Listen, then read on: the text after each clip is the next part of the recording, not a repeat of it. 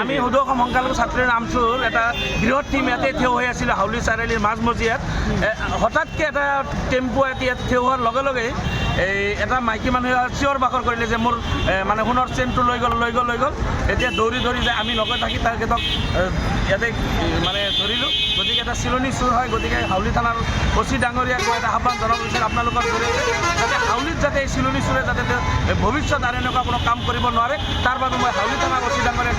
আহ্বান জনাইছোঁ লগতে জিলা প্ৰশাসনক অনুৰোধ জনাইছোঁ গোটেই অসমৰ লগতে বৰপেটা জিলাতো এই চিলনি চোৰৰ এটা সন্তাস সৃষ্টি কৰিছে এতিয়া যেনেকৈ মাইকী মানুহ যে ৰাস্তাত ওলাব পৰা অৱস্থাত নাই গতিকে মই জিলা প্ৰশাসনক জিলা আৰক্ষী অধীক্ষক ডাঙৰীয়াক অনুৰোধ জনাইছোঁ যাতে এই চিলনি চোৰবিলাকক